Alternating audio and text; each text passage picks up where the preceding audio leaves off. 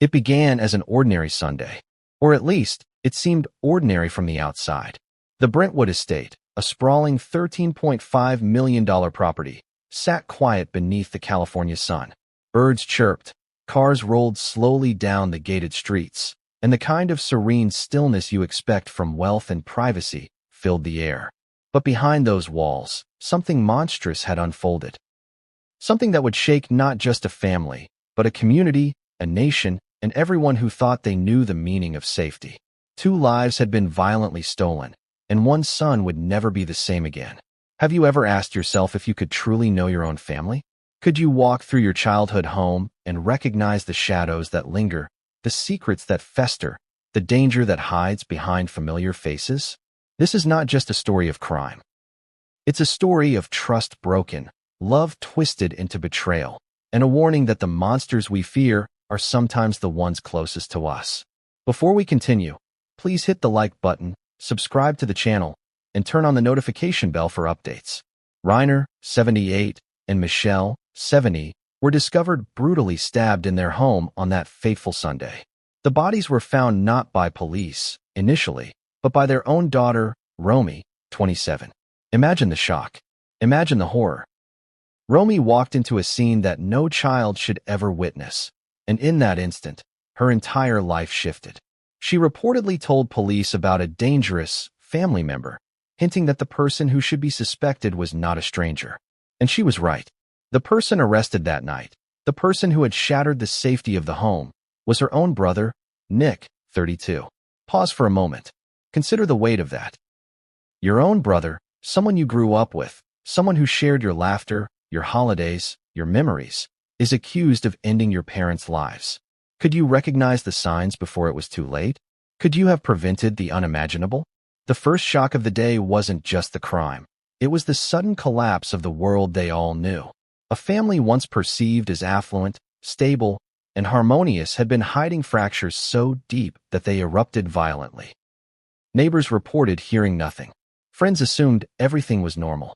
But inside the walls of the estate, tensions, warnings, and silent fears had built up for years. This was a house where love and fear were intertwined, where appearances masked danger, and where a single sentence spoken in court would later define life, freedom, and closure forever.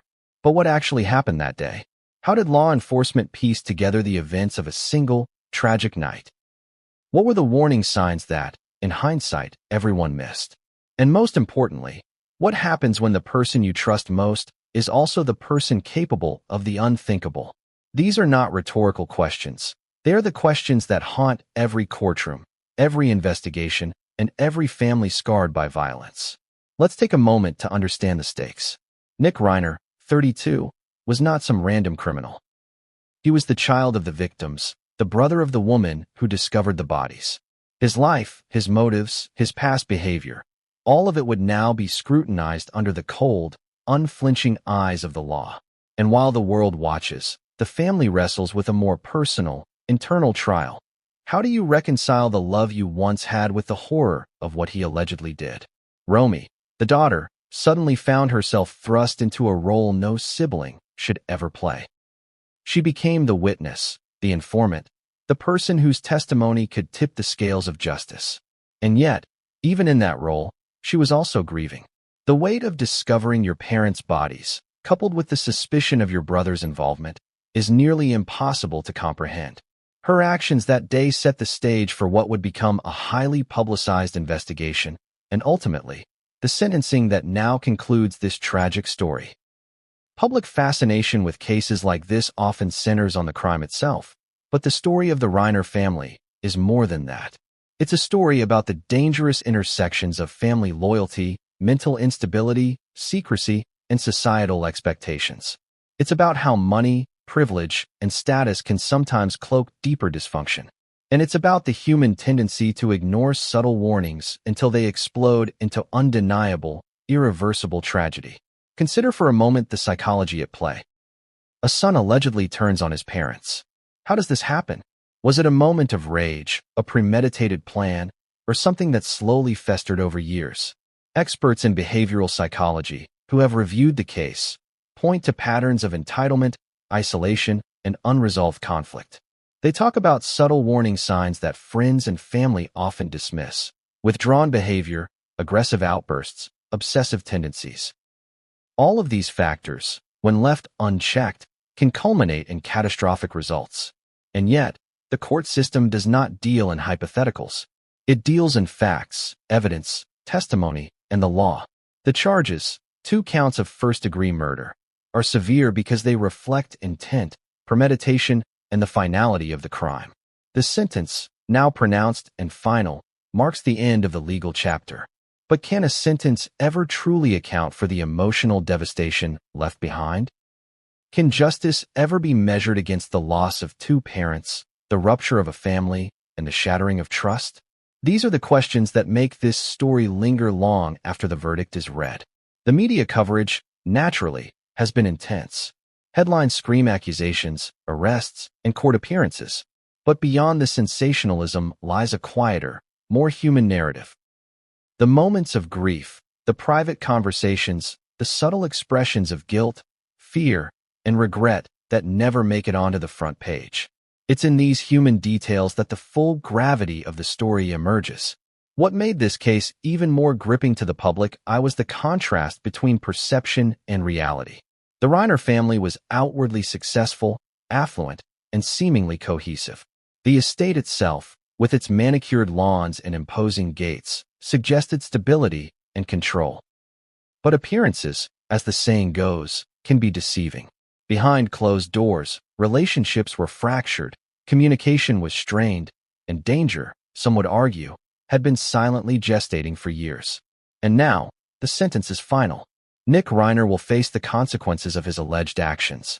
But as viewers, observers, and human beings, we are left with lingering questions. How do families heal after internal violence? Can closure ever be complete? And what does it truly mean to say goodbye forever? Not just to life, but to the illusion of normalcy, safety, and familial trust. As we dive deeper into this story, you'll hear about the discovery of the bodies, the investigation that followed, the courtroom drama, and the moments that shocked even seasoned legal professionals. You'll learn about the relationships within the Reiner family, the signs that were missed, the testimony that turned the case, and the ultimate sentencing that concludes this chapter of tragedy. Each piece of the puzzle will add tension, emotion, and insight into a story that is far from simple. But before we move forward, let's pause and consider this. Could anything have prevented this outcome? Could intervention, therapy, communication, or even awareness of warning signs have changed the trajectory? Or was this tragedy inevitable, a convergence of choice, circumstance, and human flaw? These questions will echo through every chapter, every testimony, and every emotional beat you are about to witness. And so we begin. We begin at the quiet Brentwood estate, on a Sunday that would forever be remembered not for serenity, but for horror. We begin with the moment that Romy walked through that door. We begin with the instant that changed everything, and nothing would ever be the same. It was a house that seemed to breathe confidence, stability, and quiet luxury. From the manicured lawns to the tall, imposing gates, the Brentwood estate spoke of wealth, privilege, and success. But appearances, as often happens, can be deceiving. Beneath the polished exterior, behind the walls lined with priceless art and family photographs, something sinister had been quietly taking shape. This was a home where laughter had once filled the rooms, where birthdays, holidays, and ordinary evenings created a tapestry of family life. And yet, by the time the sun rose that Sunday, the house had become a tomb, a silent witness to horror. You can imagine, for a moment, walking past that gate. You'd see the familiar driveway, the fountain, the perfectly trimmed hedges. Everything seems normal, even serene. You might think the people inside are just like any other family, enjoying a lazy Sunday morning. But then, imagine stepping inside and being confronted with the impossible. 2 parents, both in their late 70s, stabbed to death in their own home. This isn't just crime scene footage or a headline. It's the place where ordinary life ended abruptly, violently, and with no warning. The estate itself tells a story if you know how to read it. The main house, grand and spacious, is where Rob and Michelle Reiner lived, hosting gatherings, keeping traditions alive, and living out what should have been peaceful later years. But nearby, separated by a small courtyard, sat the guest house, Nick Reiner's home. Its proximity was both physical and symbolic. Close enough to be part of family life, yet isolated enough to harbor secrets without immediate scrutiny. And as investigators would later piece together, that physical separation may have mirrored emotional distance, tension, and unspoken conflicts within the family dynamic. Neighbors reported nothing unusual that morning. No screams, no suspicious activity, no signs of struggle. The outward calm belied the terror within.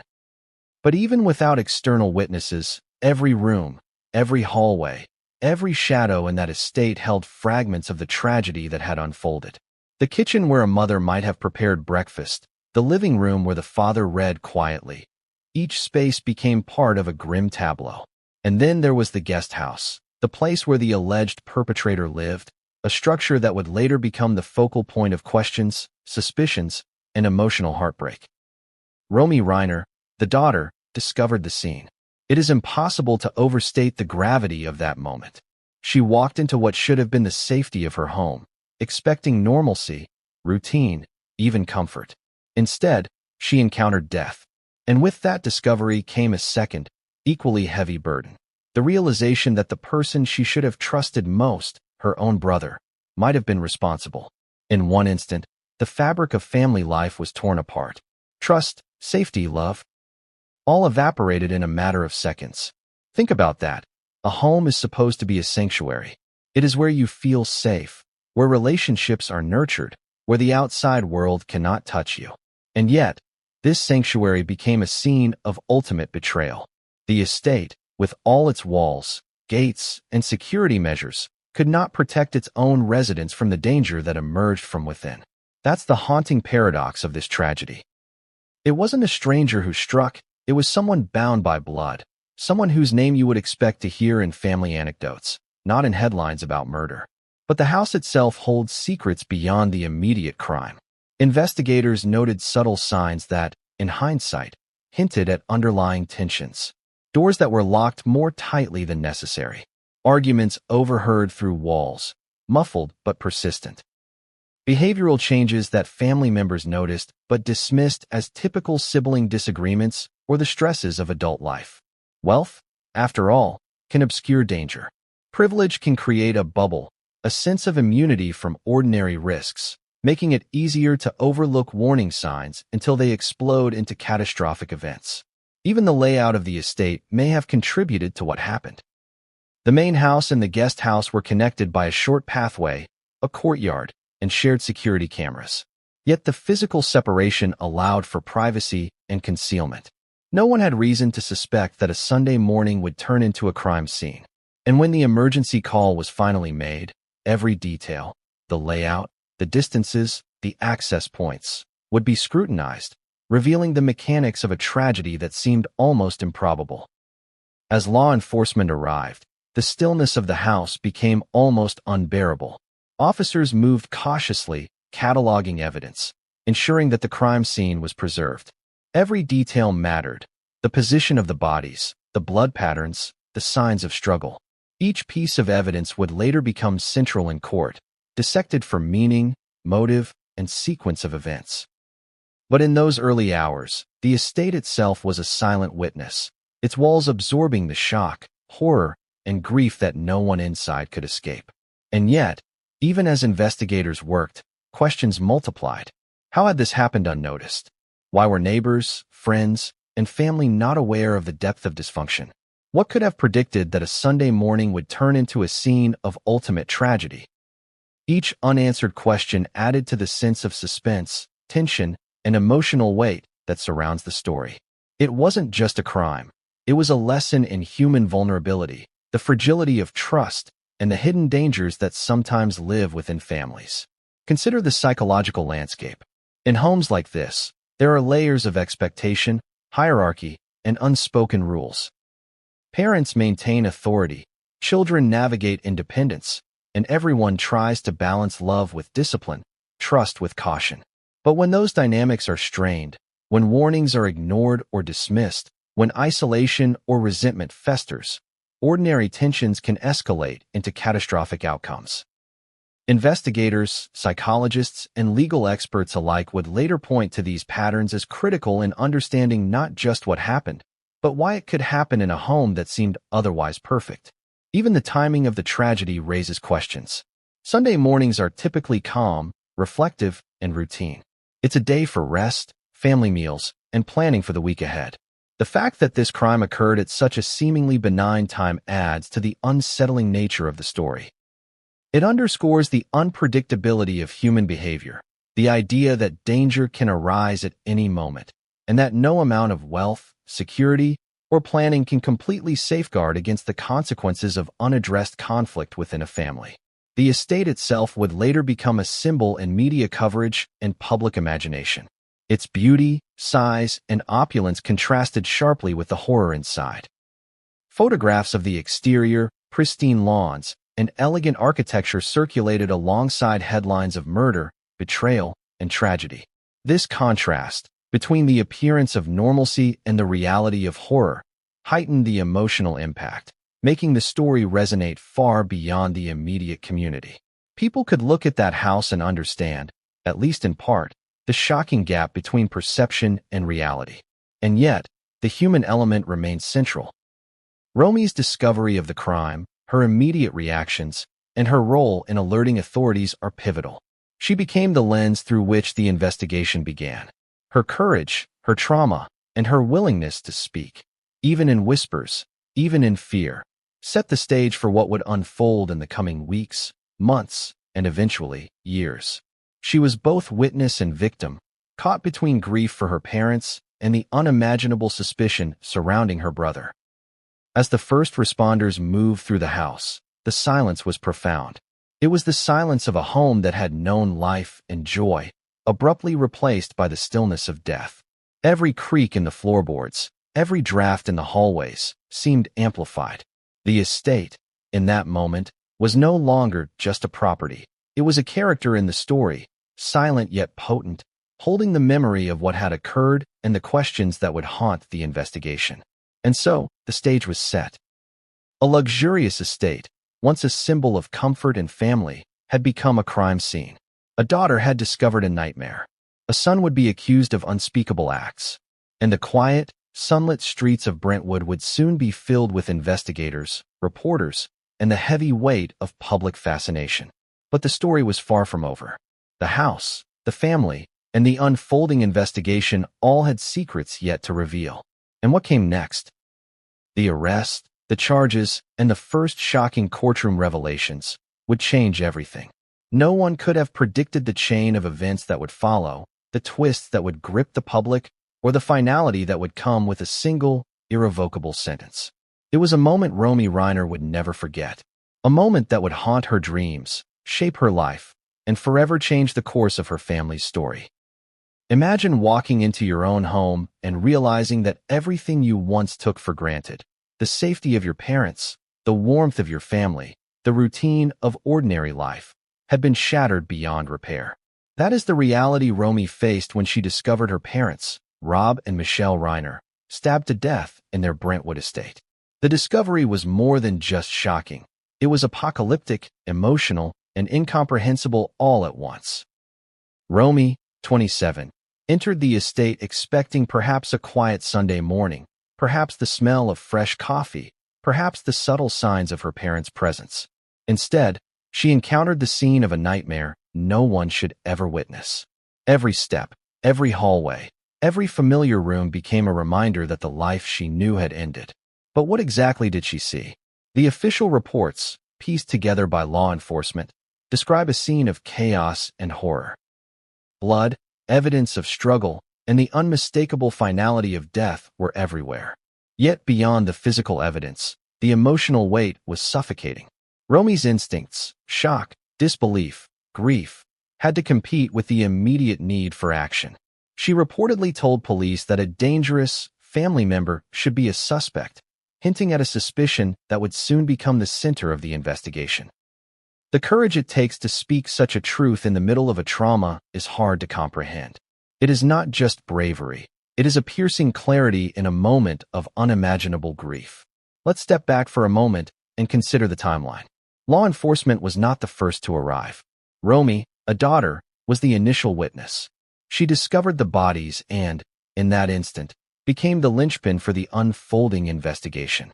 Her immediate actions: calling the authorities, securing the scene, and communicating what she knew, set the stage for what would become an exhaustive and highly publicized legal case. Without her intervention, critical evidence might have been lost, and the narrative of the crime could have been obscured.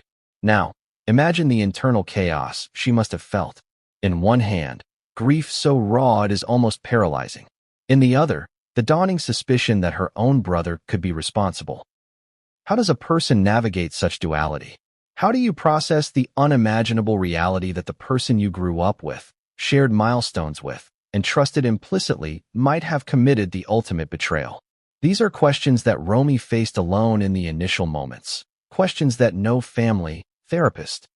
The crime scene itself revealed layers of complexity. Investigators later described it as both shocking in its brutality and eerily deliberate in certain aspects.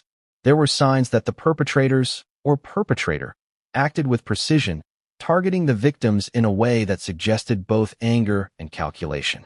Every movement left behind evidence, every choice left behind a trace, and every trace would eventually be scrutinized in court. But at the moment of discovery, Romy could only stand, frozen, processing both the horror and the implications. And then there was the statement she made to police about a dangerous family member. That simple, understated comment would carry enormous weight in the investigation. It revealed that Romy had perceived danger where others might have seen normalcy. It indicated that she had been observing, listening, and perhaps fearing for her family's safety long before the violence occurred. It is a reminder that often, those closest to tragedy sense it before it happens. And yet, the weight of articulating that fear, while standing over the bodies of her parents, cannot be overstated. This discovery set off a chain reaction. First, law enforcement had to respond quickly, securing the scene, cataloging evidence, and preserving the estate for investigation. Second, the family was thrust into an unimaginable crisis. Extended family members, friends, and neighbors suddenly became participants in a tragedy they had only observed from a distance. And third, the public, alerted by media coverage, began to engage in a narrative that would dominate headlines, social media, and courtroom analysis for months to come. The psychology of such a discovery is staggering. Studies on trauma indicate that witnessing violence, especially involving loved ones, can result in long-term psychological effects, including PTSD, anxiety, and a profound sense of loss. Romy, as the initial witness, was immediately vulnerable to these effects. And yet, in that moment, she had to act. She had to communicate clearly, provide accurate information, and help law enforcement understand what had happened. There was no time for grief in its purest form. Survival instincts and responsibility took precedence. Adding to the complexity was the nature of the alleged perpetrator, her own brother, Nick Reiner. The discovery immediately reframed the narrative from random tragedy to intimate betrayal. The investigation shifted focus, not just to the crime itself, but to understanding relationships, family dynamics, and potential motives. Nick, at 32, was an adult living in the guest house on the property, a structure that offered him both proximity and isolation. Could anyone have predicted the events of that morning? Could anyone have prevented the impending investigation? These questions hung in the air, unanswered, yet pressing, like a storm cloud over the estate. The scene also raised important questions about family dynamics. According to reports, there had been previous indications of tension, unspoken fears, and subtle warning signs. Romy's comment to police suggested she had observed behavior that concerned her. Investigators, later analyzing the family's interactions, pointed to patterns of conflict, isolation, and subtle aggression that had gone largely unchecked.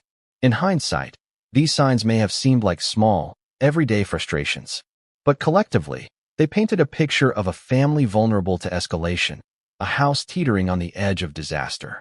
For law enforcement, the discovery was only the beginning. They had to reconstruct events, understand timelines, and consider every angle.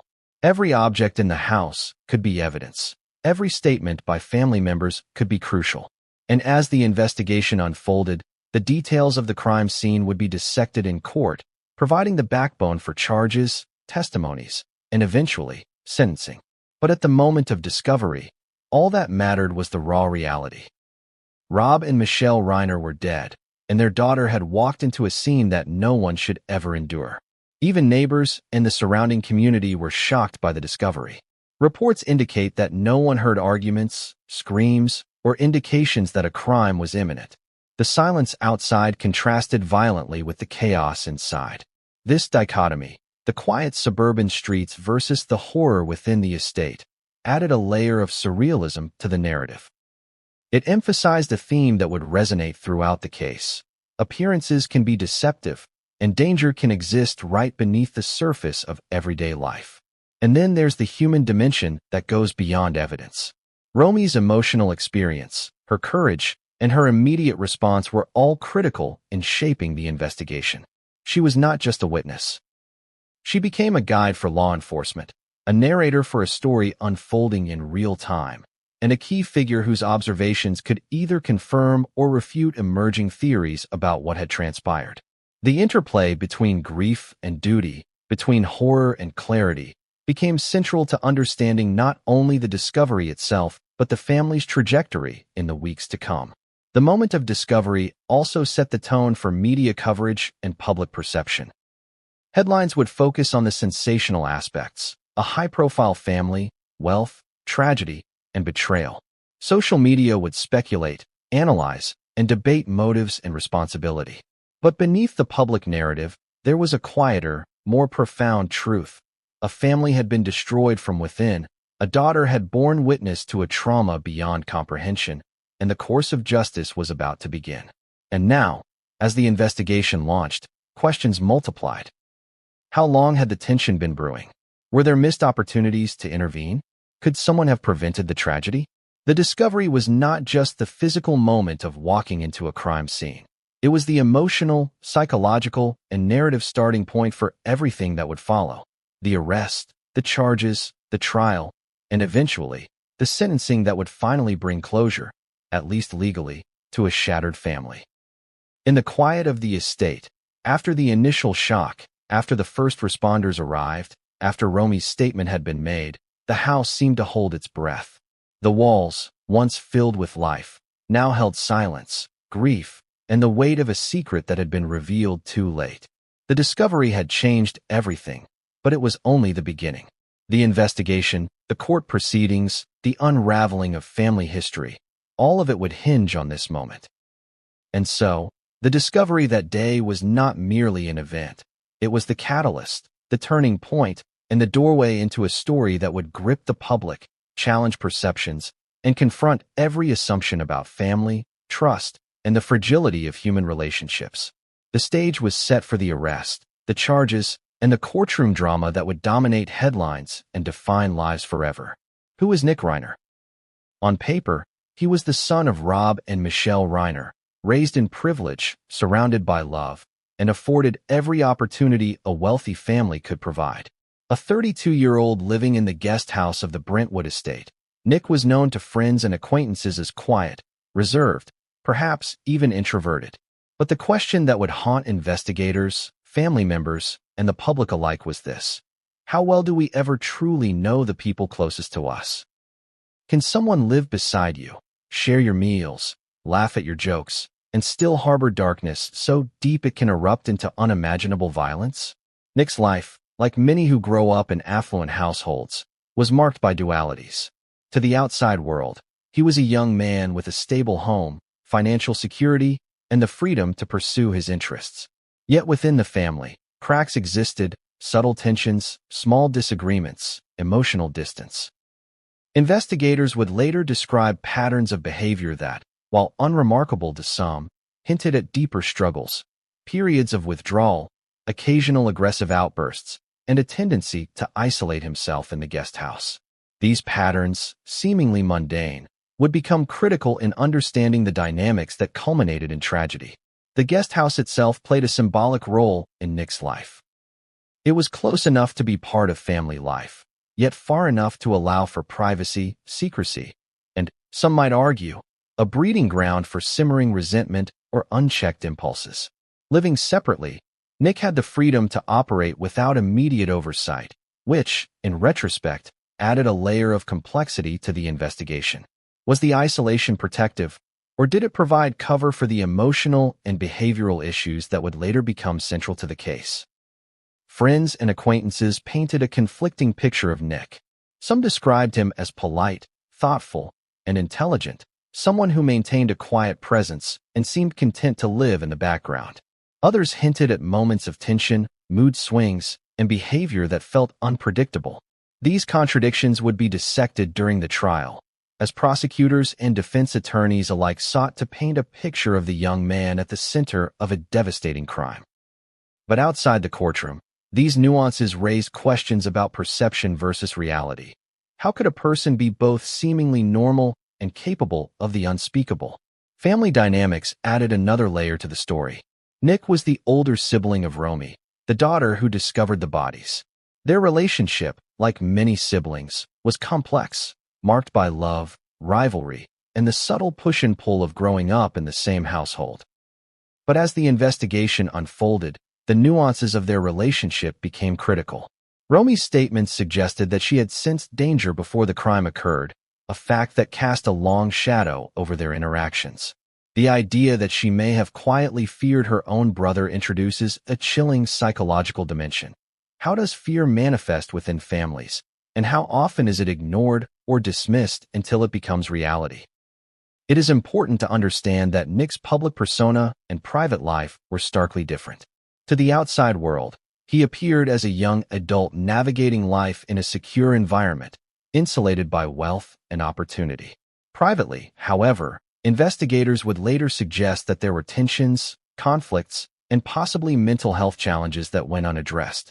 This divergence, between who he was publicly and privately, is a recurring theme in cases of familial violence.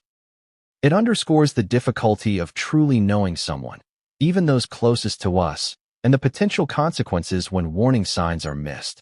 Education, work, and social life added layers of expectation and pressure. Growing up in a high-profile, affluent family often comes with invisible burdens: the weight of legacy, the scrutiny of peers, and the pressure to succeed. How did these factors affect Nick? Did they exacerbate underlying issues, create resentment, or simply magnify normal struggles into something more volatile? Investigators, family members, and psychologists would later explore these questions, seeking to understand the motivations behind a crime that, to many, seemed both shocking and inexplicable. As the investigation progressed, Nick's behavior in the hours following the crime became a focal point. Questions about his demeanor, statements, and interactions with law enforcement would dominate early reports. Observers debated whether his actions suggested remorse, confusion, or calculated detachment. The human mind is complex, particularly under the strain of accusation and trauma, and understanding his behavior became a critical element of both the legal case and the public's perception of the tragedy. Family history also plays a subtle but important role. Every family carries patterns, expectations, and unresolved conflicts. In the Reiner household, investigators noted dynamics that may have contributed to tension: traditional hierarchies, rigid routines, and the weight of expectations. While these factors alone do not explain the crime, they provide context for understanding the interpersonal pressures within the family. Emotional undercurrents, when unacknowledged, can fester and sometimes erupt in catastrophic ways. Another important dimension is mental health. While investigators cannot definitively diagnose in absentia, patterns of withdrawal, mood swings, and interpersonal conflict can indicate psychological strain. Courts often consider such factors when evaluating motive, intent, and culpability. Understanding the mental and emotional landscape of the alleged perpetrator is critical not just for legal purposes, but for public comprehension of how tragedy unfolds within seemingly ordinary households. Yet, even as investigators examined Nick's life, the public grappled with their own reactions. People struggled to reconcile the idea that a son, someone raised in comfort, surrounded by love, and integrated into family life, could allegedly commit parricide. This cognitive dissonance fuels fascination, speculation, and debate. It is a stark reminder that human behavior is neither predictable nor fully understandable, and that sometimes tragedy originates not from strangers, but from those we assume we know best. The contrast between Nick's life and his actions underscores a central tension in this story, the dissonance between appearance and reality. A young man living in a guest house, seemingly removed, private, and quiet, allegedly committed an act that no one could have foreseen. This tension drives both public interest and the psychological analysis of the case. How can outward normalcy conceal inner turmoil? How can a life seemingly structured, orderly, and privileged erupt into violence? As this chapter of the story unfolds, the focus begins to shift from the discovery of the crime to the investigation of the person at its center. Nick's life, decisions, and relationships all come under scrutiny.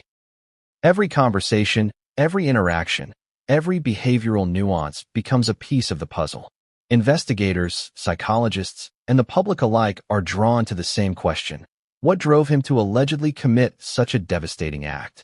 And yet, even as the world scrutinized Nick, there was a deeper narrative taking shape, a narrative about family, secrecy, and the often invisible pressures that accumulate over time. It is a narrative that asks uncomfortable questions. What does it mean to truly know someone? How do unspoken conflicts manifest? When are warnings recognized? And when are they ignored until it is too late? Nick Reiner's story is not just about the crime. It is about the intersection of privilege and peril, isolation and intimacy, perception and reality. It is about how the quietest moments in a home can mask the most dangerous undercurrents. And it is about a family grappling with an impossible truth. The person they loved, nurtured, and trusted most may have caused irreparable harm. The night was ordinary. At least, it appeared that way from the outside. The Brentwood estate, perched amid quiet streets and manicured lawns, exuded peace under the soft glow of the moon. Lights glimmered in the windows, and the hum of distant traffic seemed to underscore the calm. But inside, the night would become a crucible of horror, a moment that would forever define the Reiner family, and one that would leave a scar on everyone who knew them. No one could have predicted the violence that was about to unfold. The very people who had built a life together, shared years of memories, and created a home of comfort and security were about to face the ultimate betrayal.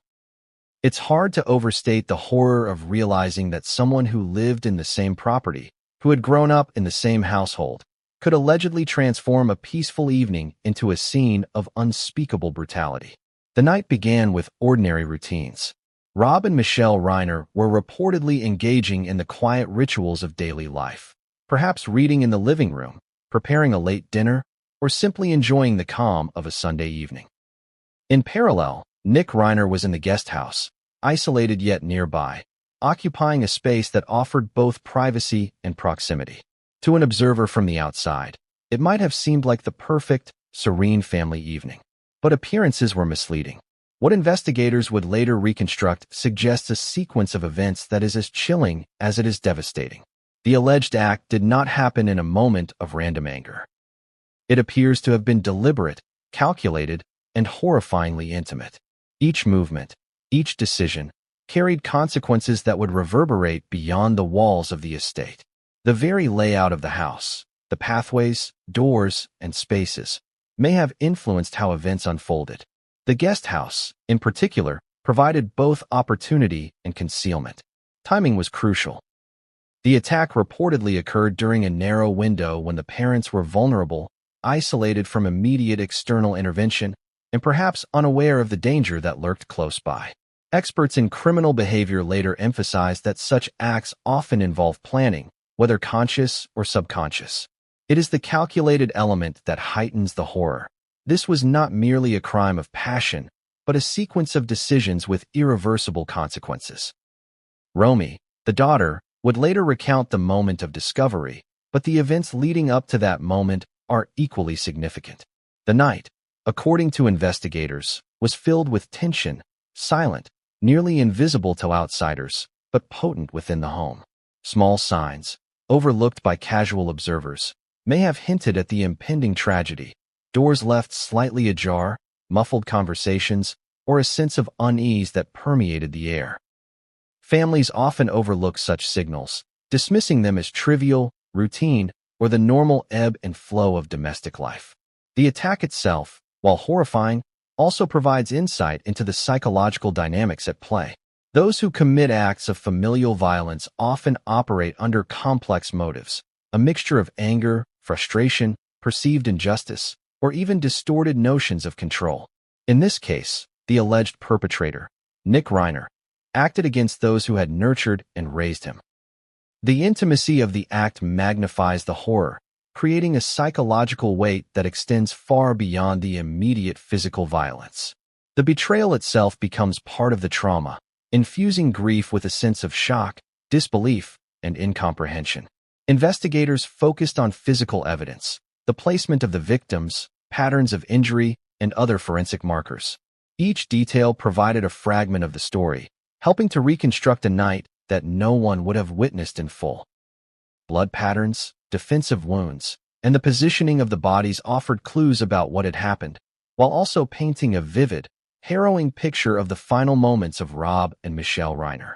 Yet, even the most meticulous evidence cannot fully convey the human impact of what occurred, nor can it capture the emotional devastation experienced by those left behind. Law enforcement and first responders describe moments of overwhelming intensity when they arrived at the estate. The silence of the house contrasted sharply with the violence that had taken place. Every officer was confronted with the dual challenge of processing the crime scene and maintaining composure in the face of a tragedy involving an entire family. These are moments that are both procedural and deeply human, demanding both technical precision and emotional restraint. Meanwhile, the psychological aftermath for those directly involved, particularly Romy, was immediate and profound. Witnessing or discovering violence against loved ones triggers a cascade of emotional responses: shock, grief, fear, anger, and confusion. The human mind struggles to process events that defy understanding, and the layers of betrayal in this case added additional complexity. Romy's role became pivotal not only in alerting authorities, but in anchoring the investigation through her observations and testimony. The night also raises broader questions about family, isolation, and unrecognized warning signs. Many experts have noted that the combination of proximity and emotional distance can create a dangerous environment. Nick, living nearby yet separated from the main household, may have experienced both opportunity and freedom to act without immediate scrutiny. Patterns of withdrawal, interpersonal tension, and unresolved conflict often escalate under such conditions, sometimes culminating in extreme acts of violence. Neighbors, oblivious to what was happening inside, would later describe the night as eerily quiet. No screams, no sounds of struggle, no indication that a catastrophe was unfolding. This silence, paradoxically, heightened the sense of horror. Violence had erupted undetected, right under the noses of those who believed the family's life was ordinary, stable, and secure. The contrast between external calm and internal chaos is a recurring motif in cases of familial homicide, emphasizing the unpredictability of human behavior and the danger that can exist behind closed doors. From a legal perspective, the events of that night set the stage for an intricate investigation. Investigators had to establish timelines, understand the sequence of movements, and piece together the moments leading to discovery. Each step in the home, each interaction, and each subtle signal became critical in reconstructing what happened. Evidence from the night of the murders would form the backbone of the charges, the trial, and ultimately, the sentencing that would define the conclusion of this tragic story. The personal dimension of the night cannot be overstated. A family's trust, love, and shared history were shattered in a matter of moments. For the surviving members, the emotional trauma was immediate and all-consuming. For law enforcement, the challenge was both procedural and human. How to navigate the crime scene, secure evidence, and maintain the dignity of the victims while preparing for a legal process that would unfold over months, even years. And yet, as horrific as the events were, the night itself also illuminated crucial truths. It revealed the fragility of trust, the potential for hidden violence within families, and the ways in which seemingly ordinary lives can conceal extraordinary danger. It underscored the importance of awareness, intervention, and recognition of warning signs, even when those signs are subtle, ambiguous, or easily dismissed. The night of the murders was not just an isolated act of violence. It was the culmination of unseen tensions, unaddressed conflicts, and psychological pressures that had been quietly accumulating over time. It was a night where decisions were made that could never be undone, where relationships were permanently fractured, and where the consequences of action or inaction would echo for the rest of the family's lives. And then came the aftermath. The arrival of authorities, the discovery of the bodies by Romy, the initial statements, and the first shocking realization that the alleged perpetrator was not an outsider, but a son, a brother, someone who had grown up under the same roof, sharing the same family history. The night was over, but its effects were only beginning. Investigators would sift through every detail, psychologists would analyze behavior, and the media would begin to frame a narrative that captured the nation's attention. The arrest of Nick Reiner that night was both inevitable and shocking. Inevitable because the evidence was mounting, and shocking because it involved someone so intimately connected to the victims. Imagine standing on the property where your family once lived, surrounded by the echoes of laughter and normalcy, and realizing that the person being led away in handcuffs is your own brother. It's the kind of moment that defies understanding, leaving an indelible mark on everyone present. Family, investigators, and even neighbors who had watched the quiet estate for decades. When police first arrived, the scene was meticulously preserved. Officers moved cautiously through the property, observing the layout, documenting evidence, and piecing together what had occurred in the hours before discovery. Every step had to be careful. Every touch could impact the investigation. Yet the human element was unavoidable. The officers were acutely aware that this was not just a crime scene. It was a family shattered from within. Their job was to enforce the law, but they also had to navigate the emotional minefield of a home that had been transformed into a site of horror. Nick Reiner's initial encounter with law enforcement was pivotal. Accounts from those present suggest a mix of shock, detachment, and emotional complexity. The arrest was not a scene of confrontation. It was a measured, controlled procedure carried out with precision. Officers approached Nick, read him his rights, and took him into custody. Every movement, every word, would later be scrutinized in court. Body language, tone of voice, and reactions. Everything mattered when evaluating intent, state of mind, and the broader narrative of the night's events. From a procedural standpoint, the arrest had to follow strict legal protocols. Nick was formally charged with 2 counts of first-degree murder, an accusation that carries the weight of premeditation, intent, and the gravest consequences under the law. First-degree murder is not about random acts of violence. It's about calculated decisions that result in death. The gravity of these charges immediately shifted the narrative from family tragedy to a high-profile criminal case. The legal system now had to determine not just what happened, but why, and whether justice could be served. Yet beyond the legal process, the arrest had immediate emotional ramifications. Romy, who had discovered the bodies, now faced the unimaginable reality that her brother was being led away. The mixture of grief, betrayal, and disbelief was overwhelming. How do you process the sight of someone you grew up with, someone you shared childhood memories with, being accused of the ultimate betrayal? How do you reconcile love and trust with the possibility of violence? These are questions that have no easy answers, and they underscore the uniquely tragic nature of familial homicide. Neighbors and the local community were stunned. Brentwood is known for privacy, security, and a sense of calm. Crimes of this magnitude, committed by someone from within a family, disrupt not just the immediate household but the perception of safety for everyone nearby. News of the arrest spread quickly, amplified by social media, television, and word of mouth. Suddenly, the quiet suburban streets became the backdrop for headlines filled with horror, betrayal, and speculation. The arrest was not just a procedural act. It was a seismic moment that resonated far beyond the estate. Psychologists and criminal experts later analyzed the arrest and its implications. They emphasized that familial violence often elicits complex emotional responses, both in those directly involved and in the broader community. The act of arresting a family member is particularly fraught, as it involves navigating legal authority, emotional turmoil, and the social stigma of being associated with a violent crime. Romy's role, both as a witness and as a sister, became a lens through which the public and investigators tried to understand the human dimensions of the crime. The logistics of the arrest were also critical. Police had to ensure that Nick's rights were preserved while securing the property, managing media attention, and maintaining order. The procedure required careful coordination, securing entrances, documenting evidence, and preparing for transport to a detention facility. Every detail mattered. Law enforcement knew that any misstep could complicate the case, affect the admissibility of evidence, or create questions about procedural integrity. As Nick was taken into custody, the emotional atmosphere was charged. Family members were simultaneously grieving, in shock, and trying to process the reality of what had occurred. The presence of law enforcement added both reassurance and tension, highlighting the contrast between order and chaos.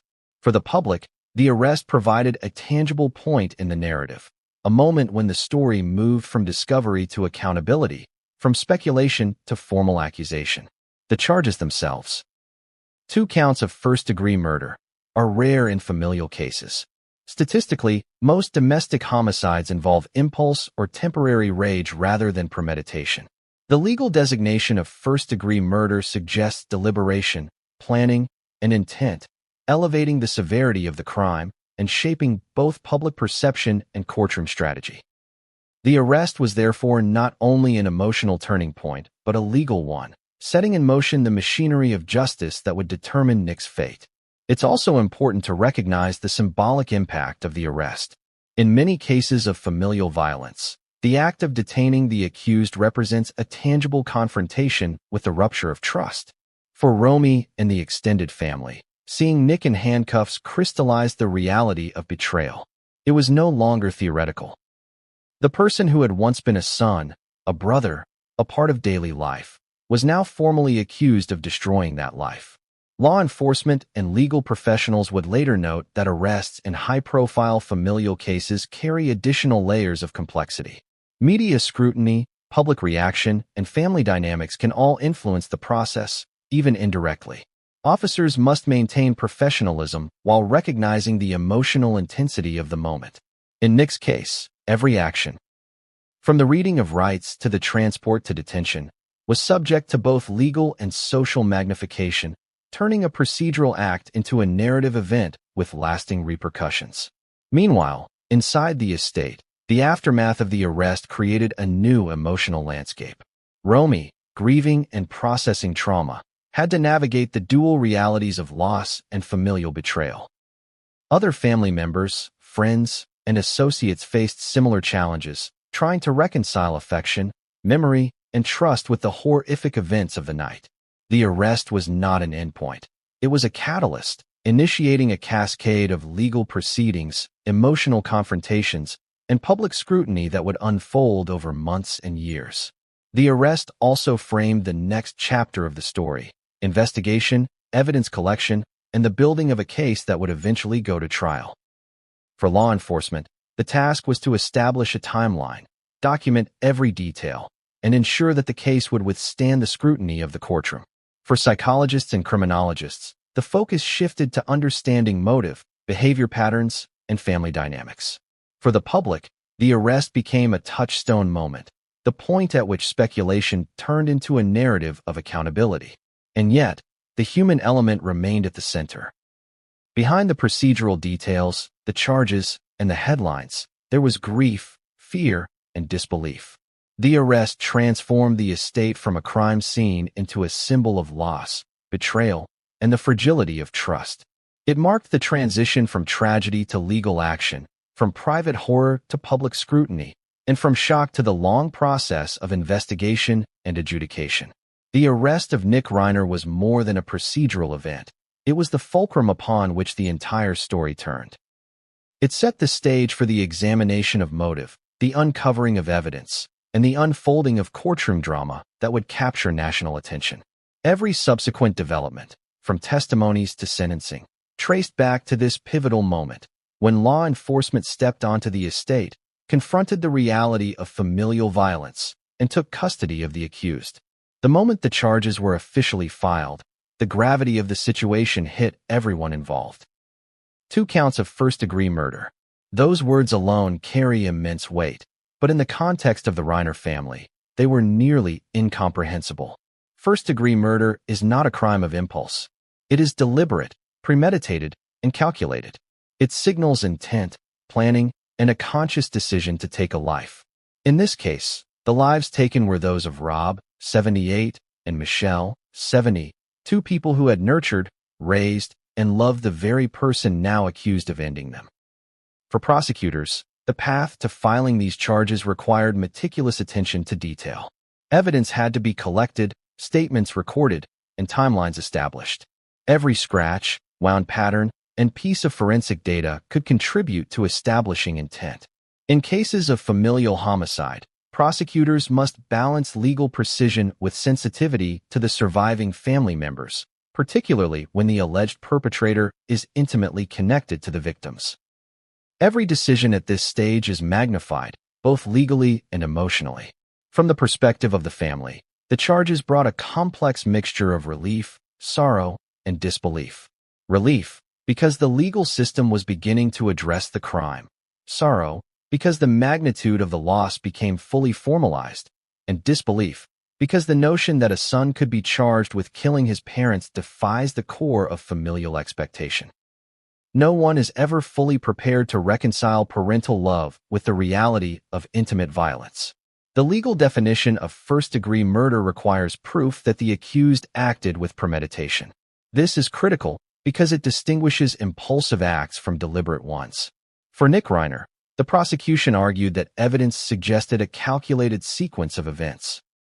From planning access to the victims, to carrying out the attack, to moments afterward, investigators reconstructed a timeline intended to demonstrate deliberation. Every piece of evidence, from blood spatter analysis to behavioral patterns, would later be examined under the harsh scrutiny of the courtroom. Consider the psychological implications of first-degree murder charges in a familial context. When a family member is accused of deliberate violence, the emotional stakes multiply. Loved ones must grapple with betrayal, grief, and shock, all while cooperating with investigators and participating in a legal process that can feel cold and impersonal. Romy, for example, became both witness and emotional anchor. Her statements to law enforcement were critical, but they also required immense emotional resilience. She was navigating trauma while simultaneously enabling justice to move forward. The charges also sent ripples through the public sphere. Media outlets seized on the story: a high-profile family, a wealthy estate, and the shocking allegation that a son had killed his parents. Social media erupted with speculation, analysis, and, in some cases, judgment. The public's fascination with familial homicide is long-standing, in part because it confronts deeply held assumptions about safety, trust, and the boundaries of human behavior. The Reiner case, with its elements of privilege, intimacy, and brutality, became a focal point for these discussions. The legal team preparing Nick's defense faced a formidable task. Defending against first-degree murder charges is incredibly challenging, particularly when evidence points to premeditation. Defense attorneys had to carefully examine timelines, witness statements, and forensic reports. They also had to consider psychological and behavioral factors, including Nick's mental state leading up to the crime.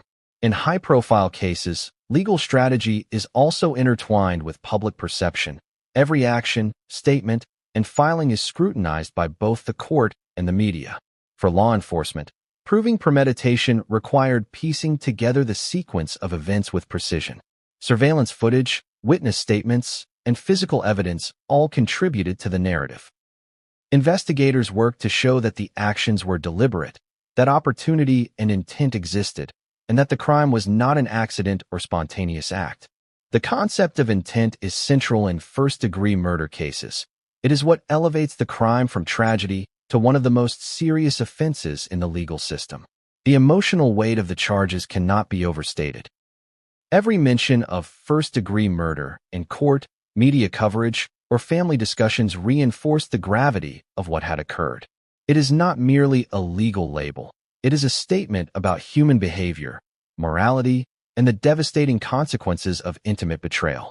For surviving family members, hearing those words repeatedly is a form of trauma in itself. They must navigate grief alongside the public narrative, reconciling private loss with public attention. The timing of the charges also had strategic implications.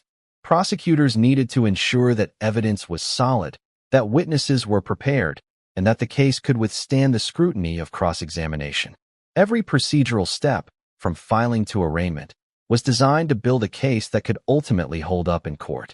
This is why familial homicide investigations often unfold over weeks or months. The stakes are too high, the evidence too complex, and the consequences too permanent. Experts in criminal psychology have long noted that premeditated familial violence, while rare, often involves underlying tensions, perceived injustices, or unresolved conflicts. In the Reiner case, these factors were carefully examined. Investigators looked at behavioral patterns, family dynamics, and past incidents that might indicate escalation. While no psychological explanation can excuse the crime, understanding these factors is crucial for both legal proceedings and public comprehension. The charges also marked a turning point in public perception. What had initially been a shocking discovery transformed into a formal accusation, complete with legal terminology and procedural significance. The shift from alleged to charged formalized the reality that the events were no longer just a family tragedy. They were a matter of law, judgment, and accountability. Every news outlet, social media post, and conversation now carried the weight of this formal designation. Family members, too, faced difficult decisions. Cooperating with investigators, providing statements, and navigating media attention required resilience and courage. Romy's involvement was particularly crucial. Her testimony would later be central to the prosecution's case. At the same time, family members had to manage their grief, fear, and the betrayal of someone they had once loved. The emotional burden of supporting justice while processing trauma is immense, and it underscores the human dimension of legal proceedings in cases of familial homicide. As the legal process moved forward, the 2 counts of first-degree murder became the lens through which every subsequent action would be measured. Investigators continued to gather evidence. Prosecutors prepared their strategy, and defense attorneys began constructing their arguments.